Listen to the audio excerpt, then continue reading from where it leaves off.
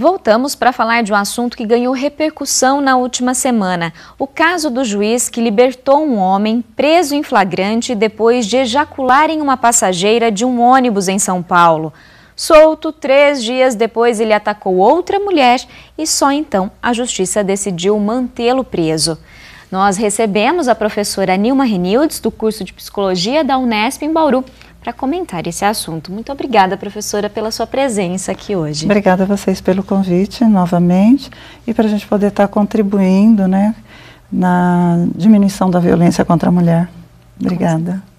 Professora, a decisão do juiz, ela foi embasada pelo argumento, né, de que nesse ato não houve violência ou grave ameaça para constranger a vítima. Então, a partir dessa interpretação, deduz-se que para ser considerado violência, um ato precisa ter contato físico, né? Você acha que a lei ela precisaria ser mais específica nesse aspecto? Olha, são dois movimentos. Eu penso que a lei pode ser mais específica em relação a esse argumento, mas a própria lei de 2009 dá bastante margem para a gente estar pensando um pouco mais ampliada essa questão. Já há muito tempo que nós estamos discutindo na violência contra a mulher, contra a criança, adolescente, contra idoso, contra qualquer pessoa, que existe diversos tipos de violência. Não é apenas o contato físico que torna um ato violento. Então nós temos outras formas de violência, como a psicológica, como a violência da negligência, como a violência moral, como assédio moral, como a da dignidade sexual, que é onde se enquadra essa questão. É uma tendência mesmo do senso comum e, infelizmente, de muitos profissionais, imaginar que a violência existe apenas quando é o contato físico e que deixa uma marca explícita. No entanto, a violência psicológica e esse constrangimento pelo qual essa mulher passou deixou marcas profundas nessa e nas outras, e tantas outras que sofrem com isso nos transportes públicos, e muitos profissionais ainda não consideram essas novas formas, novas não, porque sempre existiram, mas novas formas de interpretação do que é a violência. No caso do ônibus, né, de São Paulo, a mulher ela buscou ajuda, mas a justiça soltou o agressor e ele voltou a cometer o mesmo tipo de crime poucos dias depois, né? Como se sente uma vítima, professora, de violência, vivenciando toda essa situação? Bom, esse juiz perdeu uma grande chance de ter feito justiça e de dizer a que veio nesse lugar que ele ocupa. Este agressor já tinha um histórico de 17 antes, né?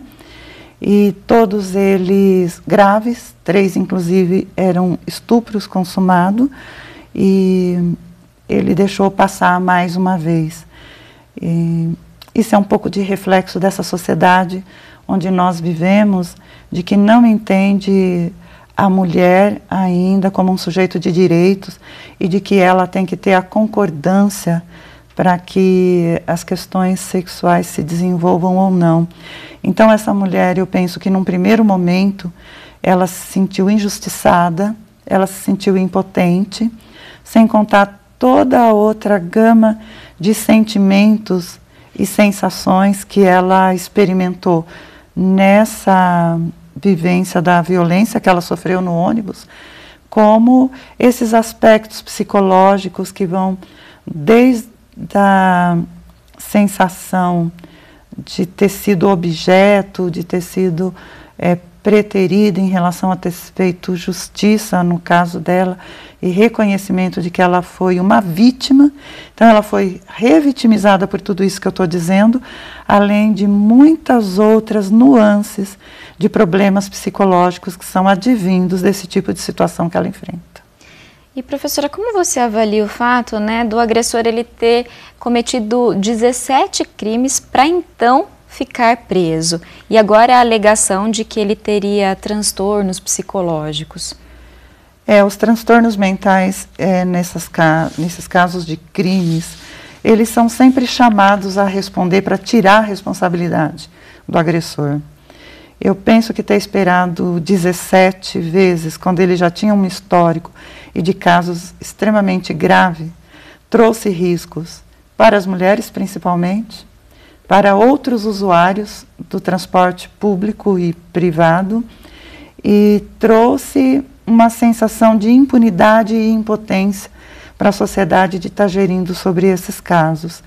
Ele tem um histórico, inclusive, de agressividade e de um sujeito que escolhe as suas vítimas, porque os casos que eu consegui acompanhar, as pessoas estão no ônibus se sentindo seguras em função de estarmos numa sociedade que tem todo um princípio de sociabilidade a ser respeitado, e essas mulheres não tiveram esses princípios respeitados. Então, eu imagino que houve um caso, inclusive, de aviltamento dos direitos humanos, especificamente na questão da mulher.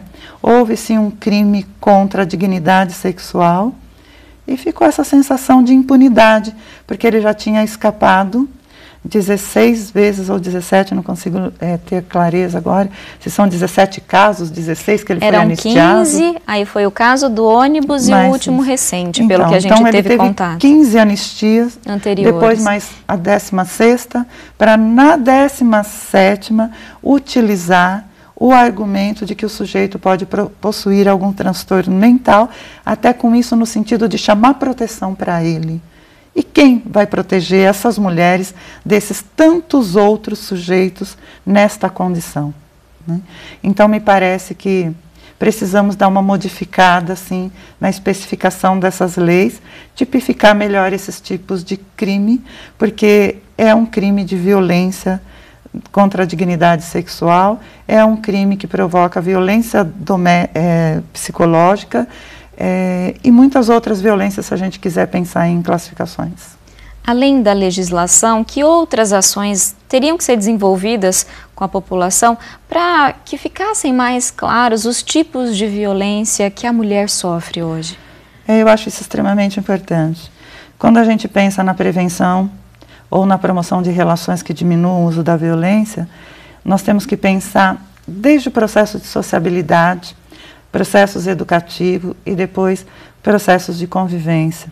Nós não educamos os nossos filhos para termos uma sociabilidade mediada pela não violência.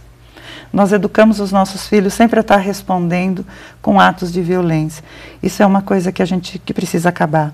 A educação para a sexualidade nas escolas, que é extremamente negligenciada no nosso país, que assim como a história agora da Escola Sem Partido, também estão tirando todas as outras discussões transversais de extrema importância para ser discutido no processo educativo, como a educação para a sexualidade, a questão para o respeito para com as mulheres, crianças, idosos e uma convivência mais saudáveis entre os consensos sociais que estão colocados.